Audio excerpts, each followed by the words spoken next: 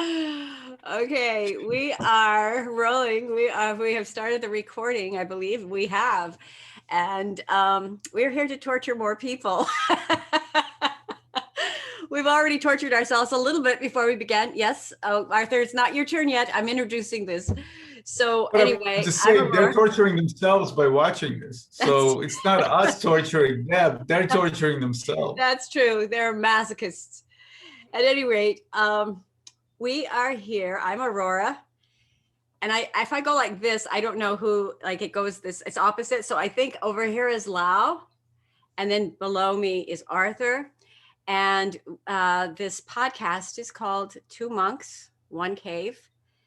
And we're here to talk about some things that we think are fun to talk about. We're also here to just have a good time. And if there's anything that we say that is helpful to you, please let us know. You can email any of us. You can leave notes below. And of course, we always ask you to like. And, you know, actually, you guys, we got 10 likes once. I know. It's like, it's totally lame. But at any rate, Well, that's it. We're done. I'm out. We've been liked enough. At any rate, the reason why we ask you to put a like there, because it actually helps our algorithm. You probably know that, but it helps our algorithm. So, you know, if it's not too much for you to just like it, that'd be great. Also, if you subscribe, it also helps us as well. So, and then you'll just know when we're making another video, so you don't have to go anywhere. So at any rate, that's my little part. I'm going to hand it over to you, Arthur, because I think I've said enough. Great. So our topic for today is one that actually most people are concerned about, most people are interested in, and that's money. And we have an amazing opportunity here, and I'll tell you all why in a second. Lao is not only the most amazing Taoist teacher I've ever seen, but also what he does. Yeah, don't be modest, dude. Don't be modest. Take it, you know, relax, take it. It's all good.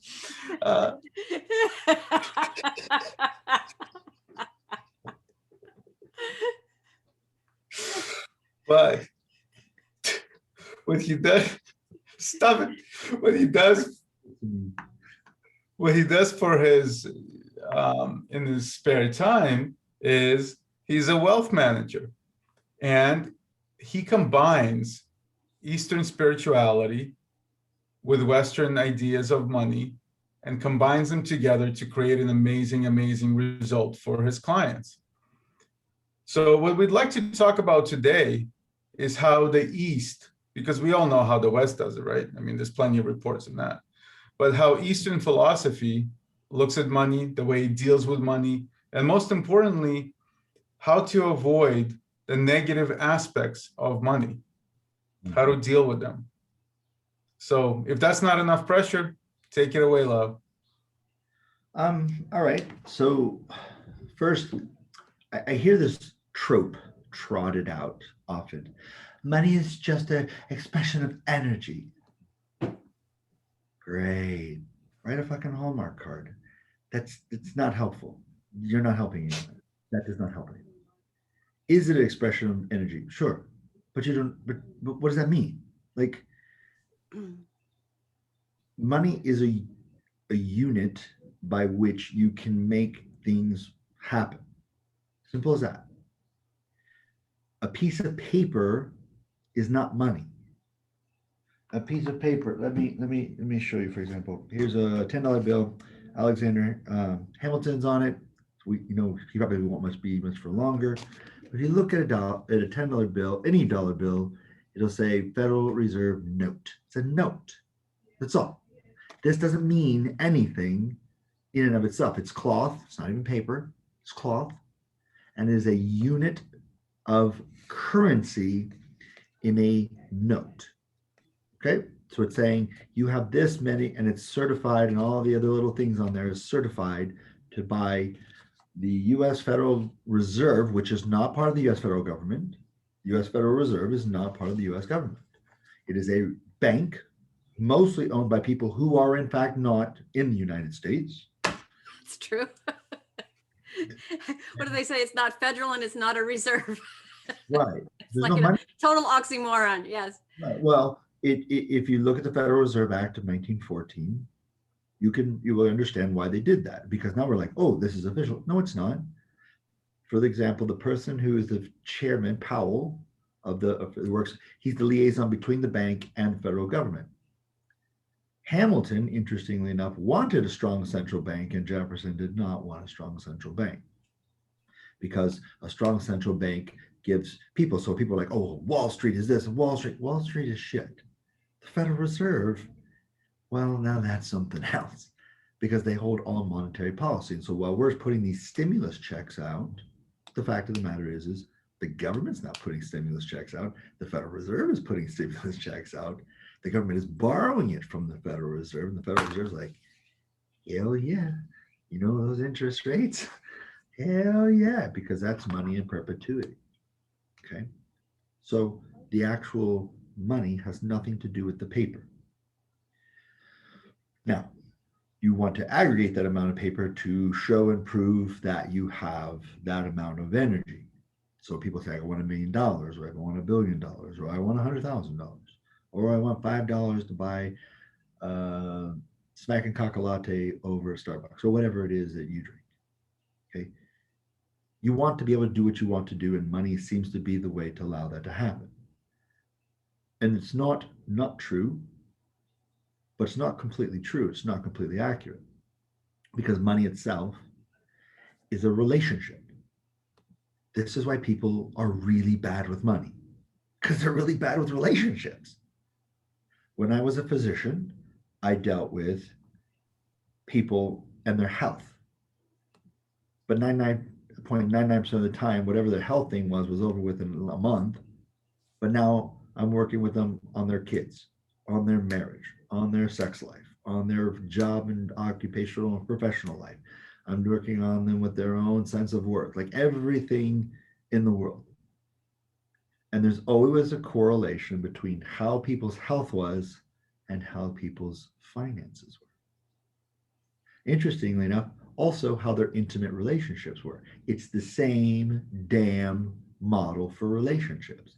So if you come to me and you're like, oh, I really don't know anything about money, and I'm really, it's something that makes me so nervous. Okay, let's talk about your marriage.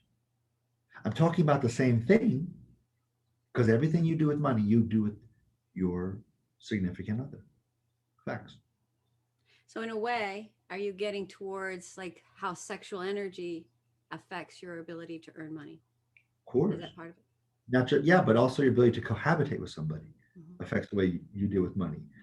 The person you are in the relationship towards them is the person you are in a relationship towards. And so if you're a controlling person, you're a controlling person. All of these are just expressions of the same thing, because our health, our relationship with our spouse, and our money, we are the same role in each of those relationships. And so if you have a dysfunctional relationship over here, I guarantee you. Now, some people say, yeah, but some people have terrible marriages, have a lot of money. The quantity of it is not important, because you think this person's got a lot of money. How much debt do they have? How much are they leveraged? How much are they pissing away? How many bad decisions are they making? Having a lot of money is not the issue. It's keeping a lot of money. Now this. Also, what I'm hearing is that money and abundance aren't equal. They're no, because I have people who come to me and they say, well, through my retirement, I only have $900,000. And I'm like, okay, let's look at something. Let's contribute, and you get to $1 million. Let's just, so we can use even numbers, and we'll invest that. And then let's say moderately, let's give you a 7%. It goes over 10 years. It's average that people get a 10% return. But let's say it's just a 7% return. It will be really kind of conservative. Now that's meaning some years are going to be up, and some years are going to be down. But the average over a 10-year period will typically be 10%. But if you just leave it alone. But if you just do 7%, 7% of $1 million is $70 goddamn thousand that you're making without ever touching $1 million. A lot of people can live on $70,000, but you're making $70,000 a year not doing shit. Does it make sense? So I mean, your principal's never being touched. And if you take some of that and put it back, so you say I'm gonna live on $60,000 a year, and put 10,000, and it just keeps growing, keeps growing, keeps growing with compound interest. Guess what happens? You get to 20. You get to $2 million eventually, right? To have 7% of 2 million, that's $140,000 a year. You see, you're living on other people's money. But many people can't say, well, how does that work in a relationship? Now you understand why the divorce rate is high as it is. When you start first putting money away, you want the money to grow.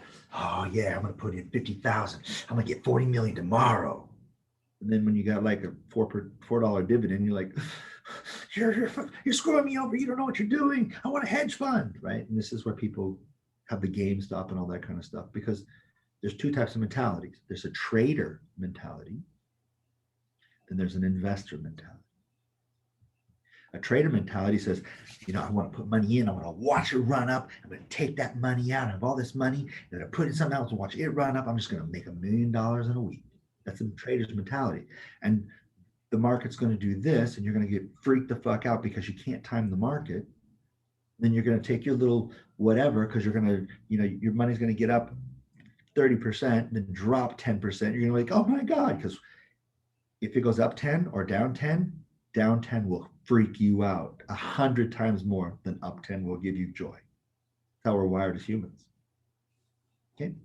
And then you take this idea and you say, okay, you take your money out. You take your money out when it's down because you're so scared of losing. You're so scared of God. That's called a trader's mentality. I won't work with a trader's mentality. When I talk to people, I'll give them scenarios. And if I find that you have a trader's mentality, I won't work with you. Because that person needs remedial understanding. Because there will be their own worst enemy. And I have to do what they say because it's their money. And I can advise them all I want, but when people are afraid, they don't listen. And they'll take their little thing, they'll put it in a little can, and they'll say, okay, I'm going to keep my money safe. You know what's going to happen? Inflation. Right now, historically, for the last 10 years or so, you haven't really gotten above 2.1% inflation.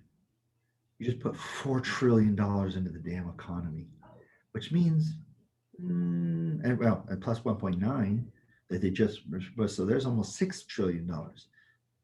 When there's too much money chasing too few goods, that's called inflation, which means a lot of money, but very rare or scarce supply. So money's been inflated. I have $1,000, but it's not worth $1,000. And so they're thinking it could run up to 8%. Let me give you an example of what that means. If I have $100 in the bank and I just keep in the bank and okay, I'm be safe. At 8% inflation, next year this time, you still have a $100 bill, but it's only worth $92. Because 8% of your money is now gone to inflation. So you can leave your money alone going, I'm so safe. I'm so safe. No, you're not. Because the dollar is getting weaker. You're not keeping up with inflation. Or you say, I'm going to keep money on me, but I have credit cards and I'll just be paying the minimum and all. But that credit card has 17 or whatever percent interest. So now you got 8% inflation and 17% interest. That's 25%. So a quarter of your money is coming down. And if people say, oh, this is kind of, I don't know, well, how is this Taoist, Lao? Oh, that's great. It's the same damn thing with your relationship. Let me give you an example. You get into a relationship with somebody. You just got $1 million. This is the boo of my boos. Oh, this is my boo. I can't love this boo enough. They're the most wonderful thing. I don't know anything about them, but I can whitewash anything I want and paint all the beautiful things I ever wanted and completely ignore all their bullshit because they're my boo. And then you get this trader's mentality. Oh, you're going to do this and you can do this. And I'm going to do this and you can do this. You do this trading mentality. One day you're going to do something for them that you think is so great. You know what they're going to do? I don't give a shit. Do you know why? Because it's valuable to you, not them. Right? Value. Whether it's money or it's relationship. I've had women tell me, Lao, you don't understand. I don't know what else to do with this guy. I've done everything for him. I've done everything. And I'm like, no, I got to be honest with you. You've done a really lot of things, but ineffective fucking things that he doesn't value. You got to find the thing that he values. I'm not doing that.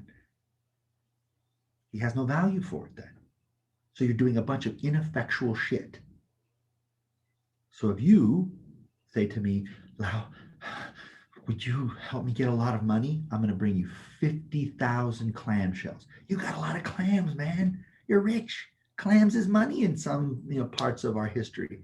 So you're rich. You're going to go, I want these fucking clamshells. I want money. Clams is money, man. Clams is money. Not to me, not to my society, not to my world. Oh, so you don't value them? The world around you doesn't value them? But I gave you so much. You see? It's the same analog. If you do things for somebody that don't fucking value, you're trading. You have a trader's mentality. You want to build up all this capital so I can get all the goodies. But you're going to lose because traders lose. They lose all the time. When you have a trader's mentality, you're a gambler. Just like people pulling the slot machines, just like people doing the blackjack, you're a gambler. You like the rush. You like the loss. It takes a very special person. And when people get into that mentality, they think, no, I'm investing. No, you're not investing. Investing means it's a long-term relationship. You're putting in, but you're not getting anything back for a long time because it's reinvesting the appreciation of what you're investing in from the stock, so to speak, going up, but also there's interest and dividends you're receiving from those companies that are getting reinvested. So you're not getting anything back. You have what's called unrealized gains or losses. And if you're diversified properly, the gains outweigh the losses. And then you let it grow and you let it grow and you let it grow and you let it grow. And then after a long enough time, the compounding of interest means you're very wealthy. Let's look at this in a relationship. You're with somebody and they're not in the best place of their life, but you're investing time. You're investing effort. They're going through their ups and downs and they're acting out their entire life and they have all these traumas that may be known, maybe unknown. They're not acting in bad faith. They're just going through things and you represent things in their life that are archetypes and they're acting out against you. But if you're investing in this person and it's long term, you're not going to see any returns yet because you're going to keep reinvesting it in that person. Now, there may be a time when you have to take that investment out before you're ready. Divorces, death, yeah. But here's the trick that most investors know that normal people who don't know really gain. It's not what you get in the bank account that is your only return on investment. It's the competence and confidence of how to keep and maintain a relationship properly. Because sometimes you have this investment in things and maybe the company makes bad decisions. Maybe the fund makes bad decisions. So you have to withdraw from them and put it someplace else. But you're continuing the investing cycle.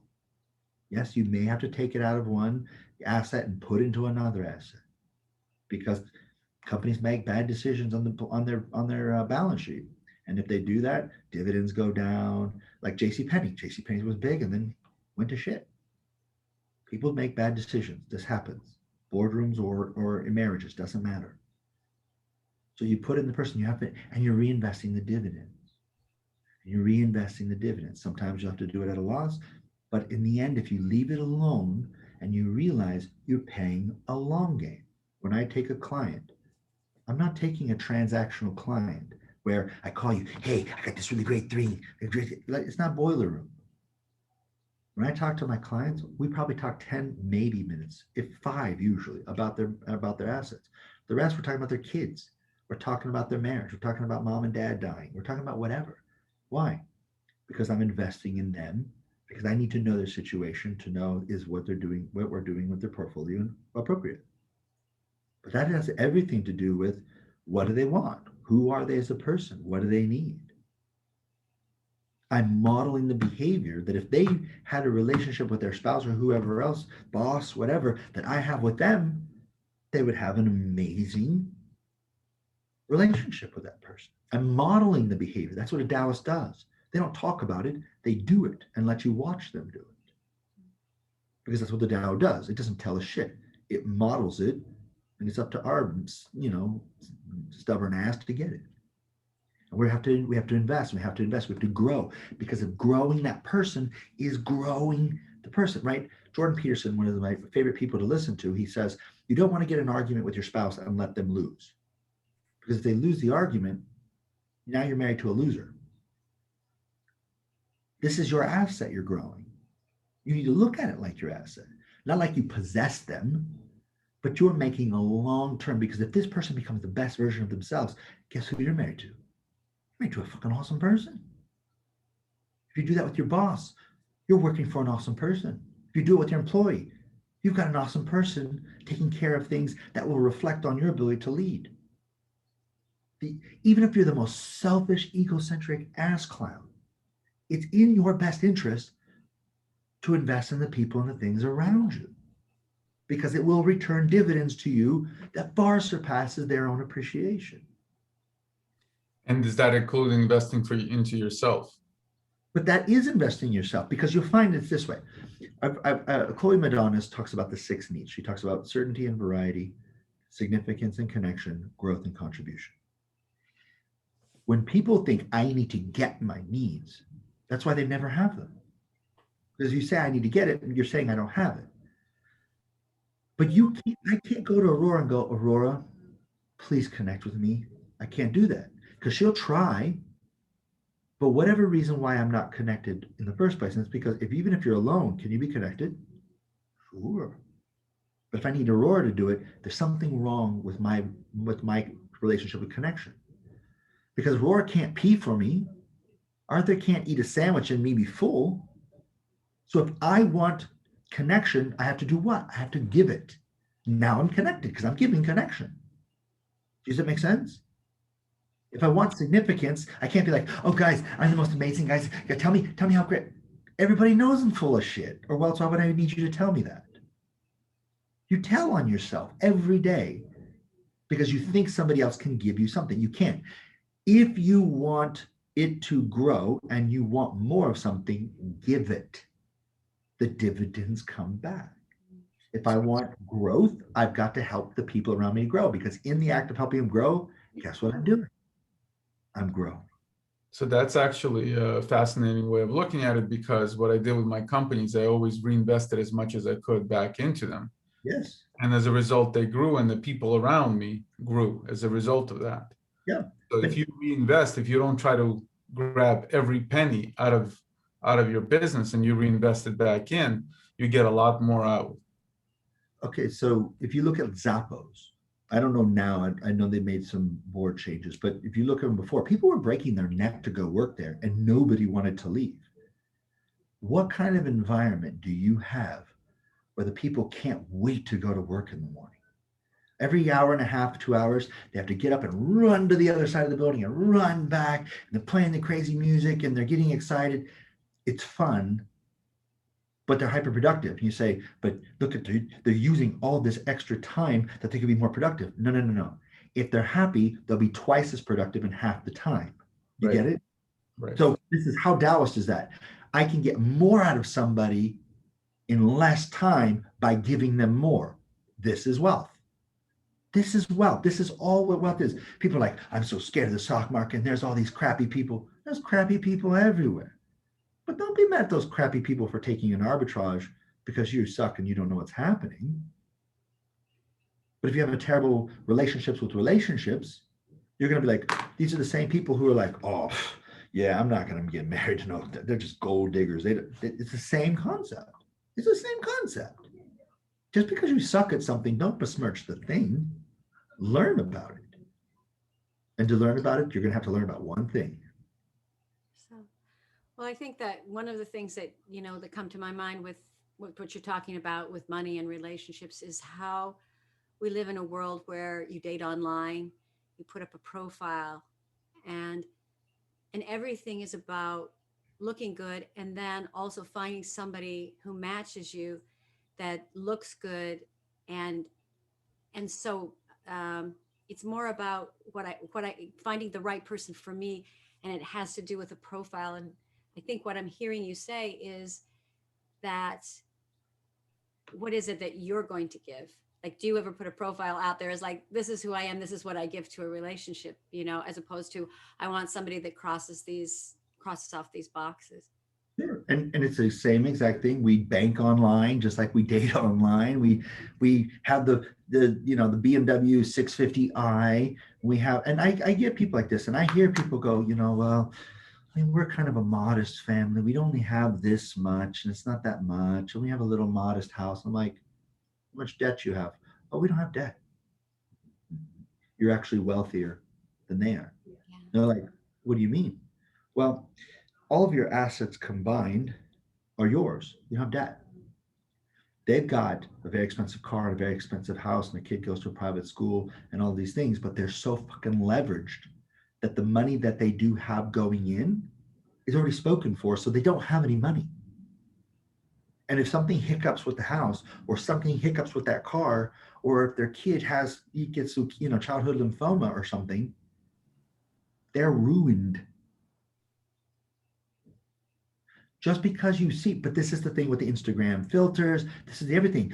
Oh, it looks this, it must be this. When are you going to realize that they're called the five thieves for a reason? They lie the fuck to you all the time. It's never that way. The wealthiest people you will meet, you won't know they're wealthy. I deal with uber wealthy people. You wouldn't know they're wealthy. And at the levels where you're like talking more than $100 million, they're cheap as shit. Oh, they're cheap. They shop at Target. They're not.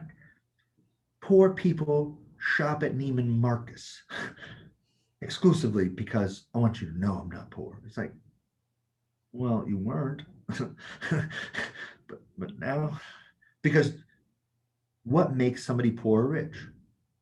It's a mentality. It's not what you have. And so poor people will do that to try not to be poor. And rich people, no, you can't spend yourself into prosperity. And they're already wealthy in their mind. So it doesn't matter if they shop at Target or Costco or anywhere else. But you were also bringing up something about debt, because we're really a debty nation and we're encouraged to debt. I mean, that's, it's, how many credit cards can you get? And I remember when I went to school and I took out loans, and my mentality was, I'm never gonna have to pay this off. Like, like I'm just going to school. And so when it was time to pay the piper, it was a big shock, and I went into a lot of denial. But then I actually found some ways to pay it off, and it felt really good. It felt very like I was adulting to get that debt paid off. And I haven't had debt now for, wow, like since 2005, I think. So, to have paid everything off is really is really something. But also that to not get into more debt, like there are things that obviously if you're buying a house, you need a mortgage or something like that. But we sometimes think if we have a credit card, that it just means that we charge it. And, you said the whole thing about just paying off the minimal, for years and years, I thought I was paying back my debt. And a credit card, I wasn't paying anything. I was just paying the interest, and, and so, yeah, I think that, and also I just want to add, we're talking about wealth, but, abundance is also going to bed at night and being able to sleep, because where your money is and what it's doing. And to be in a lot of debt and worried about, did I lose that bill, or did I, it is to have that part of your life in order really helps you sleep. And that's an abundant life, to not Now, be worried. But I heard this. there's more than that, right? There is also how much money do you actually need in your life, right? Yeah. How much money can you handle? And this is very, very important, because money has one of these fascinating characteristics of being unlimited, right? There is no end to money. There is no end to the pursuit of money. So why do you need spirituality? You need to know when to stop. You need to know when this is enough for me in my life, because otherwise your whole life will be focused on not your time here on this earth, not your enjoyment of your significant other, right? Not this conversation that we're having actually, and I'm personally enjoying enormously, right? It's going to be focused on that chase for money that never ends. And one day you'll no longer be here and you've got what? Nothing. You can't take it with you. Well, I tell my clients this, and this is sort of a real litmus test on whether or not. I have two tests. The first test is I talk to the person, we talk about everything, and I say, if my phone rings and I see your name on it and I go, oh, I'm not taking you as a client. Awesome. That's my first test. So if I go get the phone, like if either of you two call me, I'm like, oh, dude, I can't wait to pick up that phone. So you're going to get the best version of me. But the other test I have is sort of at the end. So we go through and I'm like, okay, I want to talk to this person. But then I ask myself, is this person capable of what? Like you said, how much are you capable of dealing with? And here's my thing. And I tell them this and I see how they react to it. Success, in this case, most people use financial success as a measure of success. Success without fulfillment is the ultimate failure. True. Yeah. Bingo. So beautiful. Yeah. Because the fact of the matter is, this is what we talked about, remember before, is enough. What enough is. If you keep, and I have people who are ultra wealthy, and I try to explain to you, there's nothing wrong with being ultra wealthy. I have some very nice people who are ultra wealthy, but most of my time with ultra wealthy people is getting them out of their head. Because, like, for example, Bezos is $165 million. Not besmirching him. Great guy, I guess. I don't know. I'm not showering with him. What would I know? But I know Please, Would can you we like to shower with can him? we please not have that image of you and Bezos? And I'm going back to my crystal then. right? But here's the thing. Some people think, oh, you don't understand. You know, he's just never can have enough. He just keeps taking. That's not how that works. He's just getting compound interest. If you have $100 billion and you have 5% interest, you've got $5 billion. You're not taking that from some little old granny's retirement. That's not how that works. It's just compound interest for all the things that you've invested in. So he's growing. Can he spend $5 billion a year? Probably not.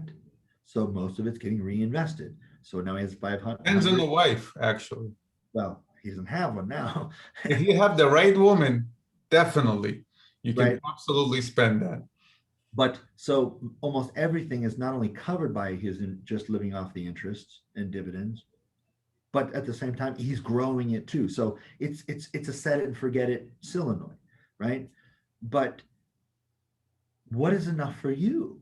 If you need, let's just do a real quick thing. If you need 100, if you get 100 units of energy a day, okay, but you live off of 80, you're wealthy. You're super wealthy because you have a surplus of 20 that you can keep building and building and building. So you go back to this concept of know yourself and everything else will be easy. And that's why wealth is a mentality, because I have people who are like, you know, and they've got over $100 million and they're just like, oh, I mean, you know, it's, I've got to really be watching this, you know, we lost $2 million. You know, 100 million, you lost two? But then I get people on the other side. This is very interesting. Somebody says, okay, well, I've got $50,000 with you. I want to put 25,000 in this, whatever, oysters. And you're like, you want to put half of your earnings? No, just $25,000. It's not that much, but you only have 50. It's not the number that you're putting there. It's the percent. That's half of your I can't do that. That's not prudent. If you have $50,000, 1,000 is 2%. If you have $100 million, 2 million is do you see what I mean? So you have to look at your percentages of things, and it's not so self-evident. But the trick here is what do you need? If you think that the money is going to fulfill you, you're wrong, because it proves that you're already not fulfilled. What does it take for you to be fulfilled? If it's, well, having $100 million, I'd be able to sleep at night. No, you wouldn't. You have no idea the complications and problems that comes with. Yeah. Now you have So 100 million things to lose, which is going to make you a real basket case. great line in the Tao Te Ching, right? When gold and jade fills your halls, you'll never be able to keep them safe. Exactly. And the moment you have it is the moment you start worrying about it. And the moment you actually start working for your money, not your money working for you. Well, to be quite honest, money should be working for itself. Right. You should be working for you. And to do that, who are you? What do you want? What's life about? There are two questions I asked as a physician and as a wealth manager. I asked two questions. One, what's your earliest memory? Your earliest memory tells me a lot about the shit you focus on. Because your first memory may not be till 4 years old. What happened for 4 years before that? Didn't really matter. Because you can go into hypnosis and you can learn all sorts of things that happened that just obviously never stuck. But the first memory tells you a lot about who you are, because it tells you what you focus on. When you walk into a room, there's a million things you could be focusing on, and you only focus on very little myopic things. That says a lot about who you are. So it tells me the relationship, because that defines your state. And two, when you were little, who did you have to be to get love? Right? Who did you have to be? Because this tells you everything about money. Let me explain why people and money have so many problems. When you're 2 years old, when you're 3 years old, you're running around in your little diaper and you're playing and things get knocked off, and mommy, oh my God, this is amazing. And you pee on the floor. Oh my God, how cute is that? It's amazing.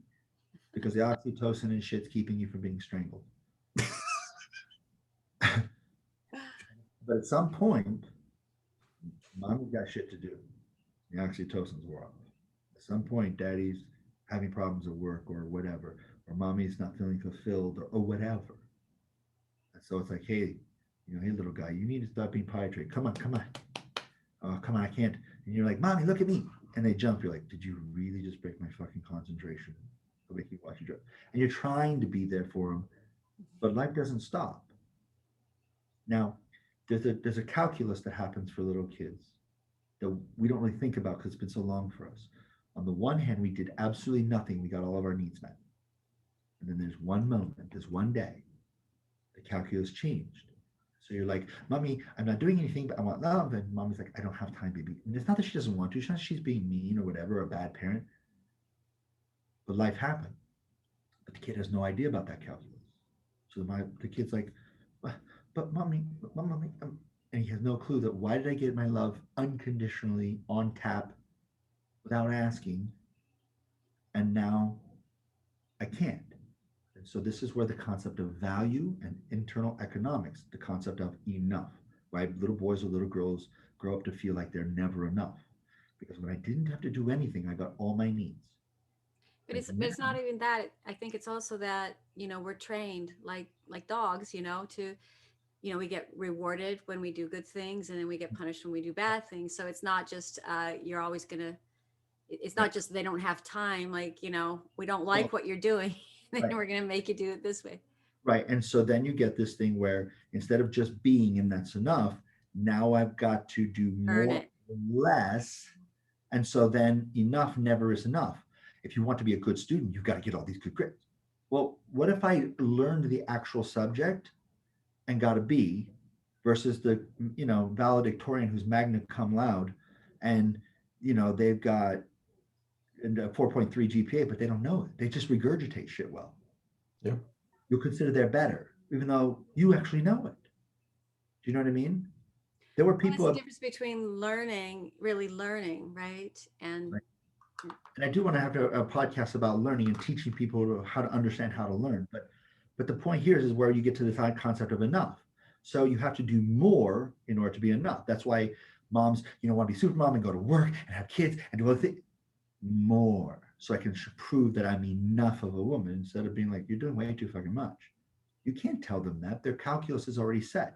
I have to do more to get to enough because I'm already in the hole. So what I'm hearing is that the constant need to prove actually decreases your wealth Of course. because you're doing twice as much You're for spending more than you're getting. exactly. And then you're worrying about it. You're going to sleep and you're not able to sleep. So now you're stressing yourself. You're always in debt with your energy, right? Like Lao said, if you're in debt in your life, you're the same thing than a reflection that you're always in debt with your energy. You're always running behind. You're spending more than you're generating. Of course. So what does that do to your life, right? Shrinks the amount of time you have on this earth. Well, you also think life is hard, earning money's hard. You think, oh, I have to do twice as much as everybody else to get half as much. It puts off your it makes everything skewed, and none of it's true. But in your act of doing it, you make it true.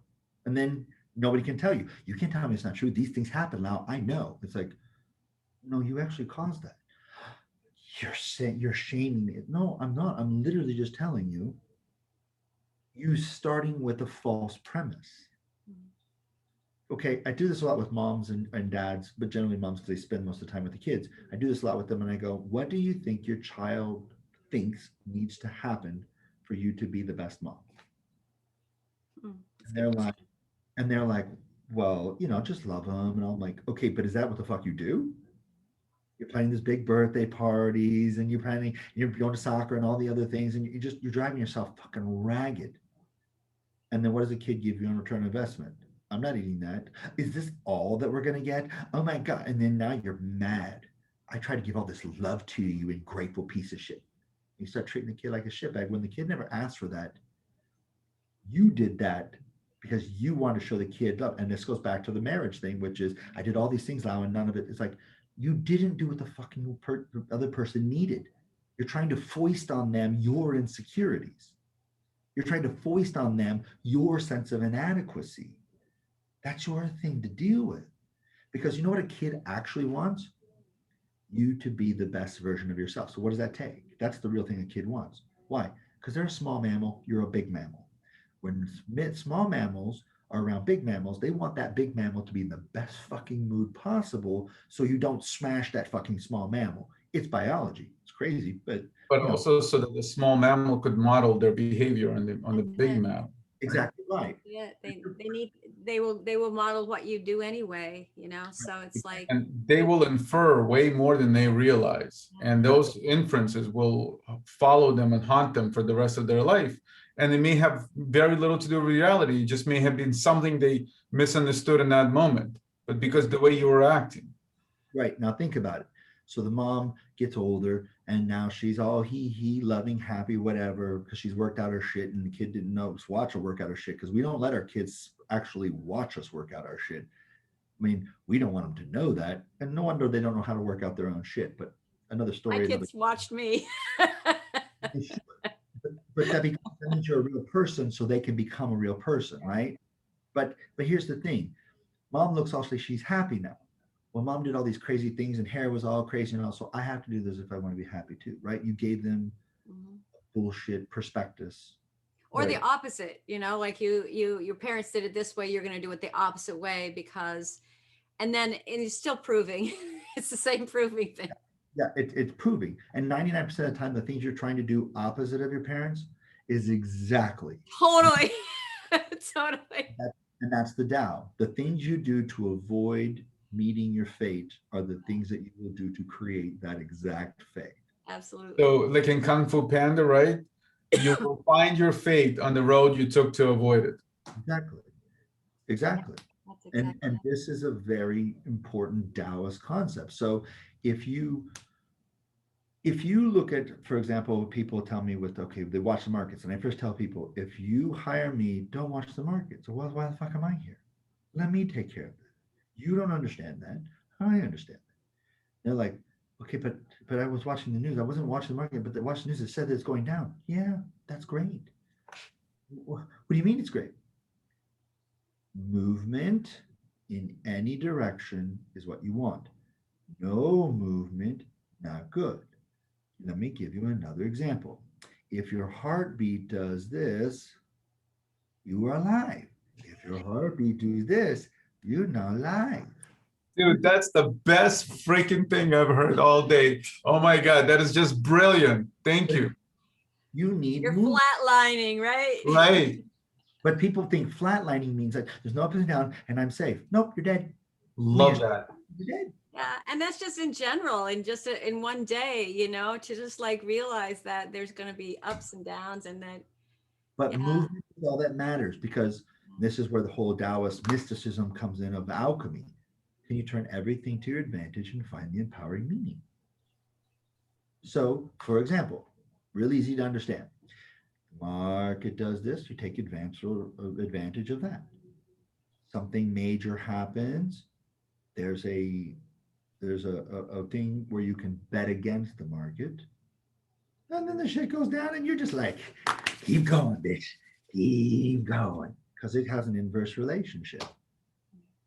And so you can actually just keep, if you're a scaredy Nelly, just keep dollar cost averaging into that betting against. If you're a cynic, bet against it. Just keep betting against it. It'll stay low, you won't really lose anything. But when it goes up, because the market goes down, you're like, da na na na na, and you just keep dollar cost averaging as it keeps going up. Last year, in this time, right?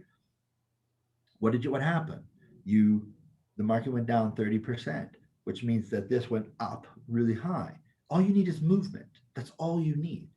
Now, I'm not giving anybody advice to go do that or whatever. Talk to a financial professional about this concept, but I'm trying to illustrate a concept, very clearly illustrate a concept, that movement in any way. So Can I ask a question though before you go on, just in terms of, you know, taking what you've said and then just personalizing it in someone's life.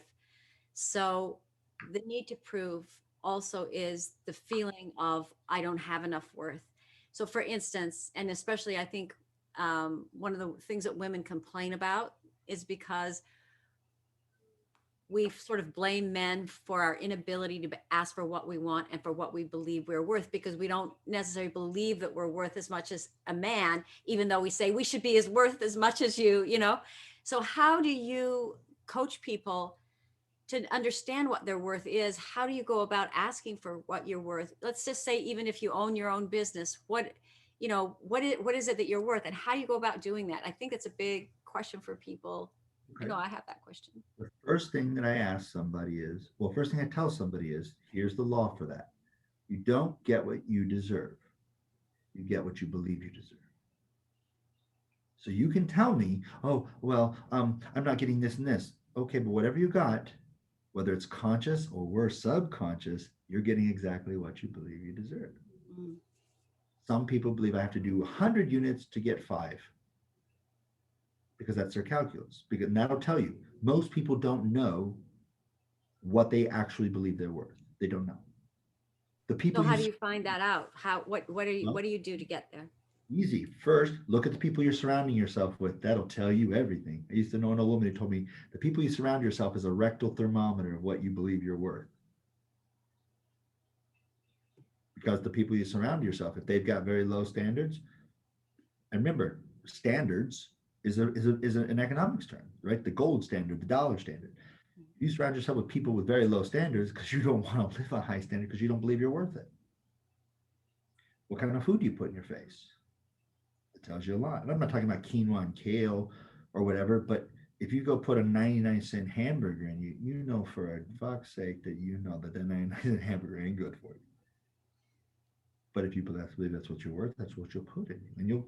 And you'll rationalize this away, but you have to be honest. To do the first thing you have to do when you do anything, whether it's being lost on a map, you have to take an honest reckoning of where you're at. It has to be an accounting. And so look at the people you surround yourself with. Look at the clothes you wear. Look, and I don't mean like Gucci or Louis Vuitton. I mean, does it fit you? Is it 2 sizes too big so nobody sees you? Are you constantly in a diet? You know, the people who go constantly in a diet keep getting bigger. Why? Because they keep thinking that they're not enough. And even if you got small, your body's going to be in such a deficit, it's going to make even more. The same what you do with the weight is the same what you do with money. It's the same principle. Like people are always on diets and always trying to hustle and make more money. The same concept. you got to take an accounting, like, where am I really at? This, when I work with a client, this is what we do. We sit down and we go over real things like that. And then you have to start asking yourself, okay, if I don't get what I deserve, I get what I believe I deserve. Where did the belief come that this is what I deserve? But you have to take ownership that consciously or subconsciously, doesn't really matter at this point. It's not a blame game. It's just a personal responsibility and accounting game, is that something is causing me to make this belief. And it'll go back to when they were a child, and this belief that if I, for example, I need this. Okay, why do you need that? If it's a utility for something, that's one thing. But if it's, I need that to make me whole, you're capitulating right there. You're conceding, I'm not whole. I need to be beautiful to get someone to love me. So you're saying you're not beautiful, right? Arthur and I did a clubhouse the other day, and I told somebody, if you don't think you're enough, raise your hand. People raise their hand. I was like, does anybody here want to also stipulate that these are worthless fucks? Anybody? Anybody? And of course, nobody said yes to that. You know why nobody said yes to that? Because nobody else believed that. They believed it. But they're not looking to be enough. They're looking for a feeling, but they don't even know what that feeling is. They may have it and don't even know. You may have enough right now, but you don't even know. Right. Because you don't know yourself. Not only that, but if you've never had it, how would you know? Yeah. Okay, if you've never seen the color red, and I'm trying to show you all these red things, you can't see it. You've never seen red. You might have mislabeled it as blue. Maybe you still see it, but you call it blue. You don't know. You don't know something you've never experienced. You don't have the language for it. But you might be experiencing it right now and completely overlooking it because you didn't know that that's what that was. You keep having this mental image that it's something else. Does that make sense? Mm-hmm. Now, this is not a conspiracy theory or whatever. It's just the way societies work. If you want a society to become very wealthy and economically productive, you have to take the word enough out. There can never be enough. So everything's got to address a problem. Everything's got to address a lack. Everything's got to address, and you've got to constantly remind people, you need this, you need this, you need this. How many people say, oh, it's going to be gone in 5 days. Oh no, I better go get it before it's gone, right? You can't let people be happy or content or else they don't do anything. Mm-hmm. Let me give you an example. Let's say you got kids. Let's say you got work. Let's say you got all these things, right? And now you're like, the kids are with their aunt. I got the day off. Everything's working in the house. I just got paid. What the fuck are you going to do all day? You got nothing to do. Oh, I'm going to work out. No, you aren't. You're going to sit in bed. You're going to watch Netflix. You're going to eat shitty. You're just going to be like, you know why you're going to do that? Because that's what happy people do. Happy people don't do shit because you're happy. Sad, upset, feeling like lack, afraid, those people, Confused. they do shit because they're trying to mitigate the problem, which is not really the problem. The problem is never the problem. The fact that you think it's a problem is the problem. But there's no real problems. Not really. You just don't understand the process. And so why is there so much outrage culture? Because outrage is the thing that the algorithms have figured out will make people do the max shit. Outrage. I will support people who believe what I want to say, but I can't because I don't have a voice, but they can. So I'm going to give them this money and I'm going to go buy their this stuff and I'm going to go buy, and you're doing all this shit. And so money's flowing and that's great. Is that am I being anti-capitalist? No, that's just how the process works. If you go to a different economic system, they have their own version of the shit. Mm-hmm. Because people have to do it. You say, well, Lao, why can't it be done in a good way?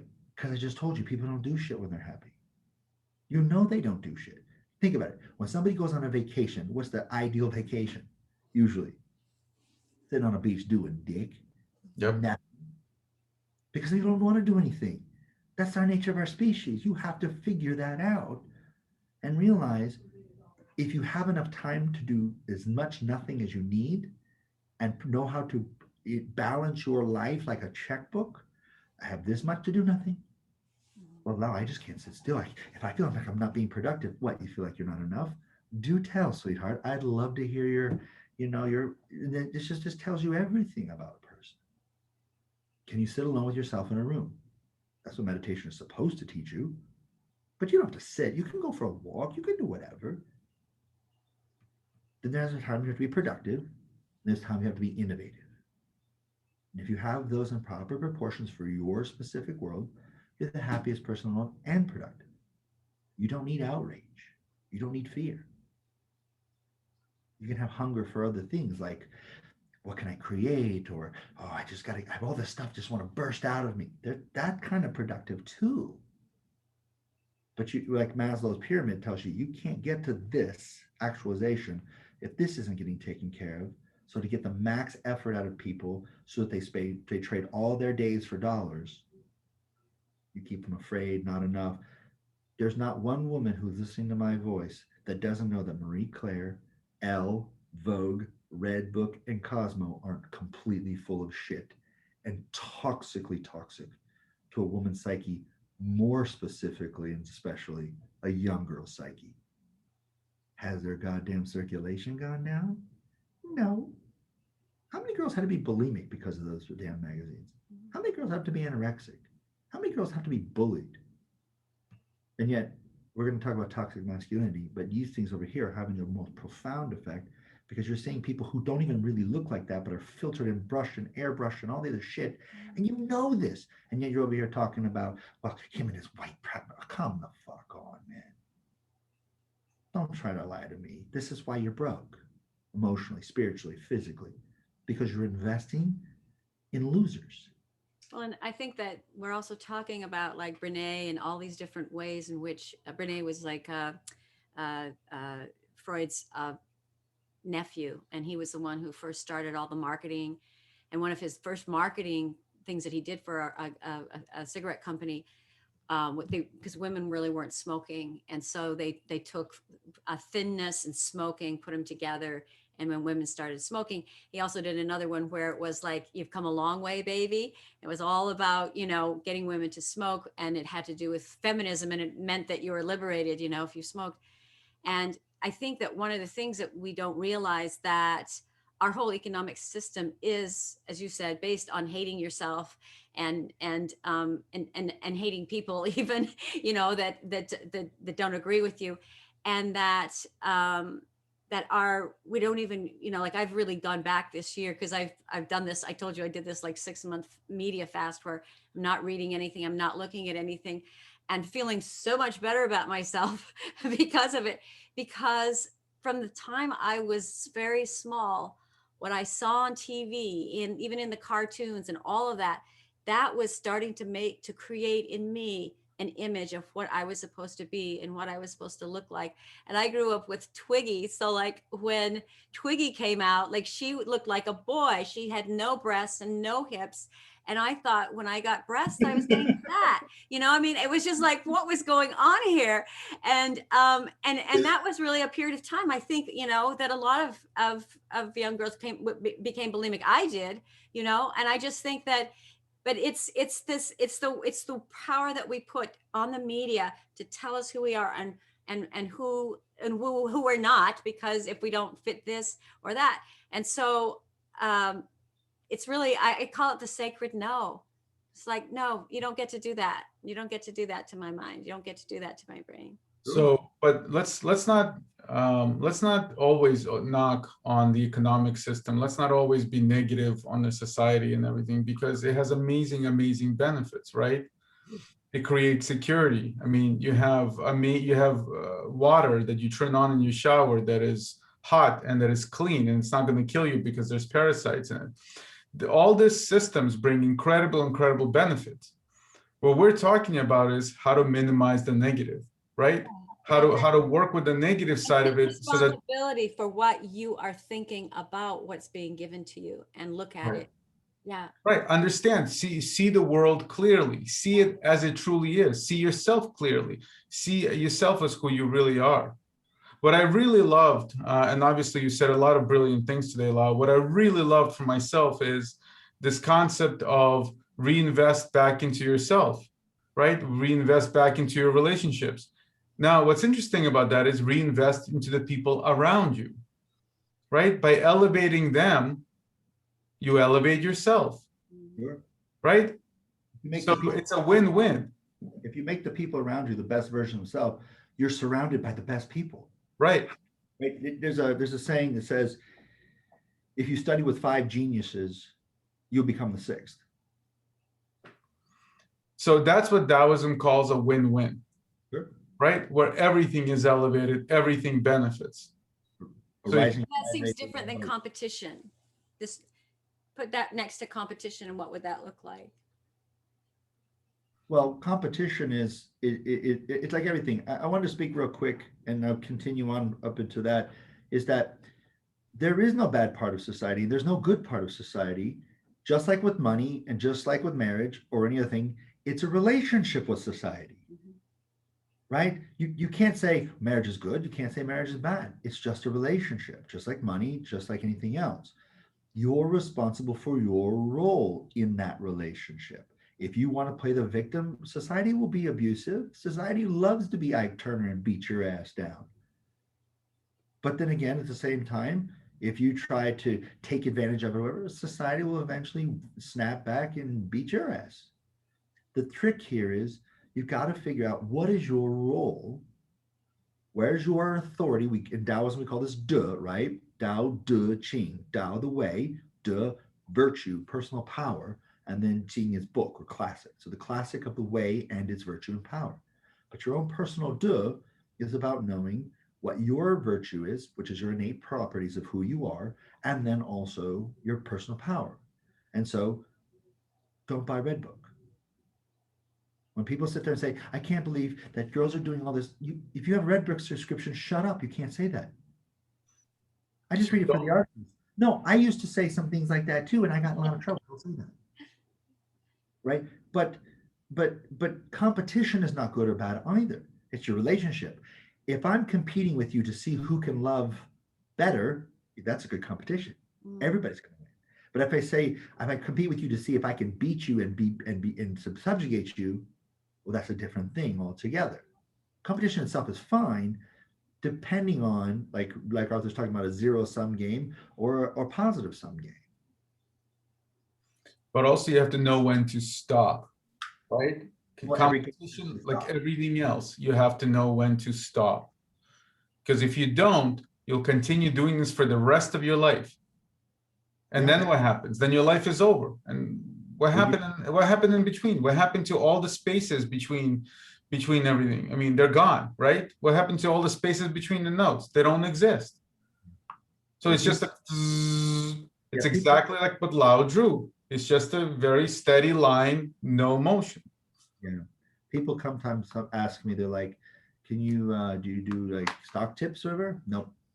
I don't do that dumb shit. But I will tell you, if you want to know the most amazing investment, no matter how much money you put into it, you'll always get richer. There's almost no downside. It's travel. Travel is the thing that you spend a lot of money on and you come back richer. Because what do you learn in your travels? The world. You learn perspective. You learn that you're not the center of the world. The world's not out to get you. You learn a lot about people, which means you learn about yourself, and you have very different relationships. You watch people in Namibia who don't even know what an apple is. They're so much happier than you are because they stop. They know when enough is enough, and they let enough actually fucking be enough. Mm-hmm. You know how they know when enough is enough? Because I ate today. I had water today. It rained today. My little kid's smiling. He doesn't even know what a Nike is, but he's smiling. A friend of mine told me he was in Costa Rica and he was doing construction. He saw one of the local kids. He goes, this kid must have been like 4 or 5 years old. And I saw him play with a bucket all day, just thrilled. No PlayStation, no TV, no iPad. He goes, he was playing with that bucket all day and he was thrilled. He goes, I saw him do that for 8 hours straight. Yeah. I think it's because we're talking about, opulence can make you, there's never enough, and abundance is really finding what it is that's important to you. You can have nothing and yet have so much joy in your life and love. And what you said is, I kind of thought this is where you were going with this also, Lao, was that invest in yourself.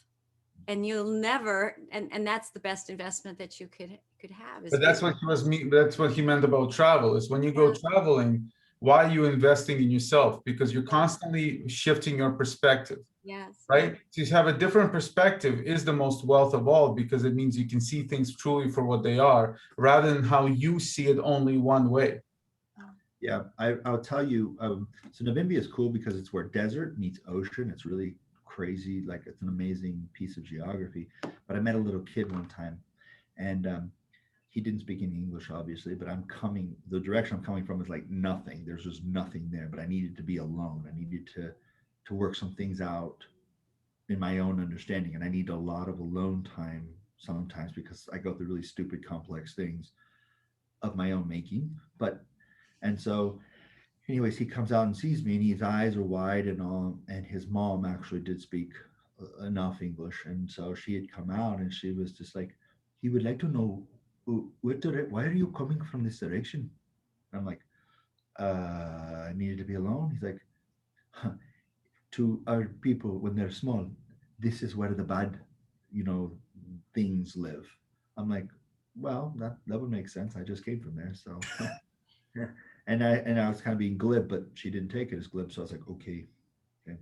And so he says to me, he's got this big bright eyes. He's so curious about the world or whatever, and he's asking a million questions, and I can't keep up. And I'm trying to, to figure out what to say. And I hadn't been around people for a while, so I'm trying to, okay, take it all in. And so I always keep an apple on me. You'll very rarely find that I don't have an apple. And the reason why is apples to me are something I do when I get a concept. I've linked apples to that concept. So if I keep an apple with me, I know I'm going to get it because subconsciously I've just programmed. It's like my own talisman, my own food. So this little kid is there, and I show him the apple. He's never seen an apple. Doesn't know what an apple is. He's just like, and I said, you eat it, go. And so he takes a bite, and tears start running down his cheeks. And then he gives it to his mom, and I said, yeah, please, it's you enjoy it, right? Because I'm thinking they have to know fruit. Now remember, desert. And so she tries it, and she's like, well, I don't know this. This is very, very good. I'm like, well, enjoy it, man, with all the health. So the little kid starts asking his mom this question. She's trying to hush him, but he won't. He's insistent. And finally she's like, he wants to know, are you God? I'm like, I mean, depends on who you get. No, still. I was like, no, I'm not God. I'm not God. And he's like, he wants to know how you got all of this flavor, everything into this bowl. And I was like, oh, shit.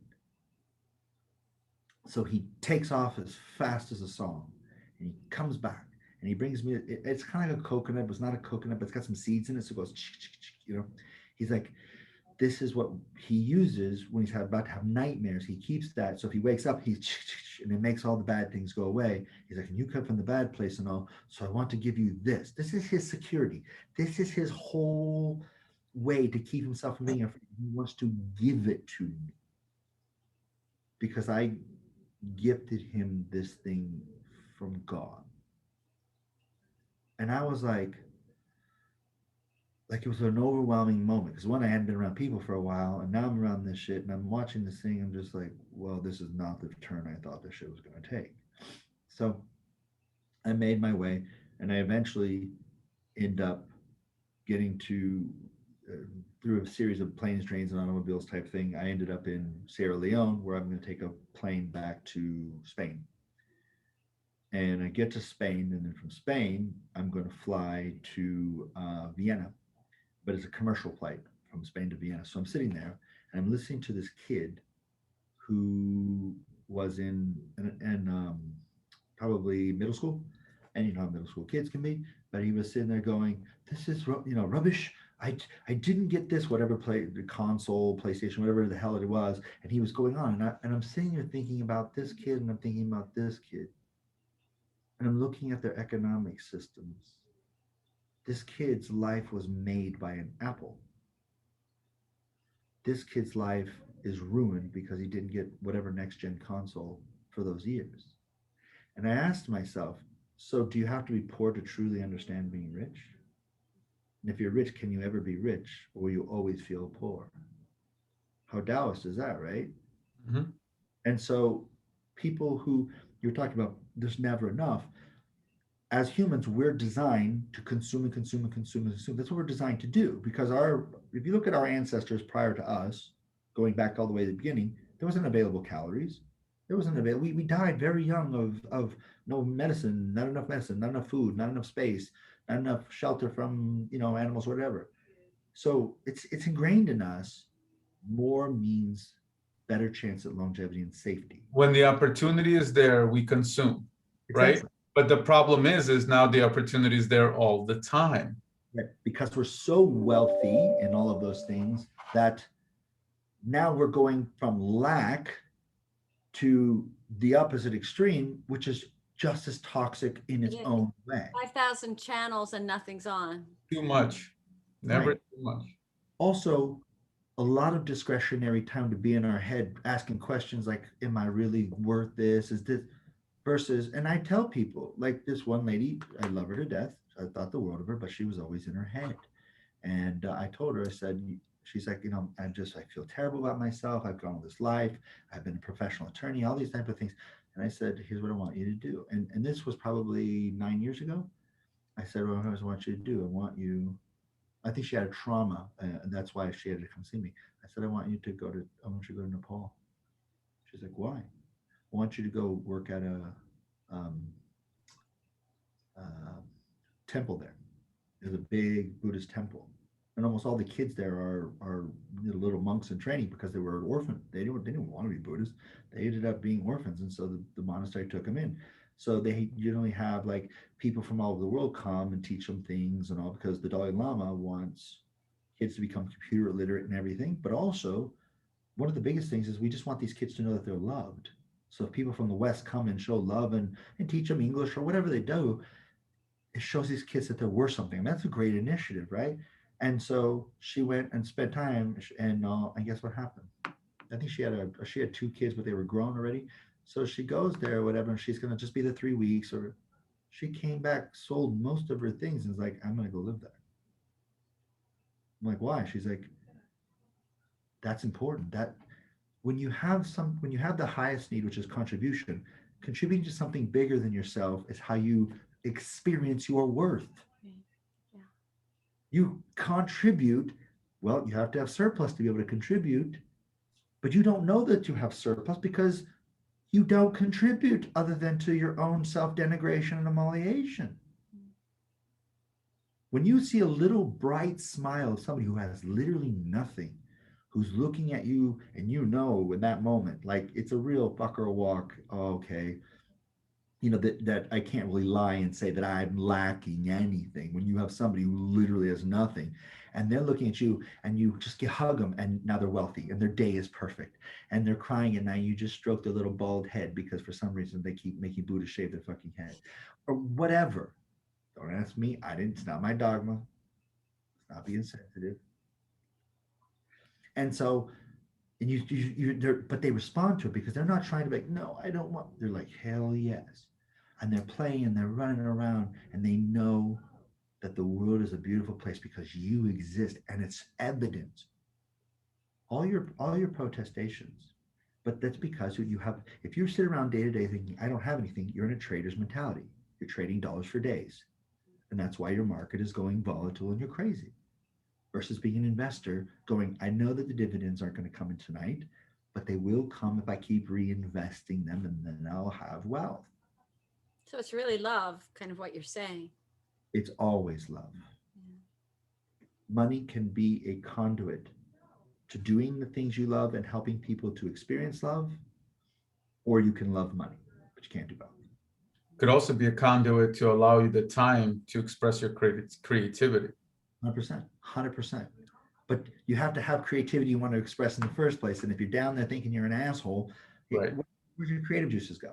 Right. But I think that's also too, when you don't love your job or don't love what you're doing, it's because you don't feel creative in it. Because creativity and love really, they feed each other. Right. But I think we're about out of time, guys. We've been talking for a So while. let me just Yeah. close it up by saying that if you love these conversations that we had today, and if you loved this amazing presentation that Lao gave, he's going to be on Clubhouse in the Dow Club. There's going to be several events. If you don't have an invite to the Dow Club, write to me, and I will invite you to the Clubhouse, and you will be able to see Lao in action over there and be able to ask him questions even. So thank you for joining us. Yeah, thank you. Thank you, Lao. Thank you, Arthur. It was Oh. really great spending time with you. Love you. Love Bye. you all. Thank you, Aurora. Bye.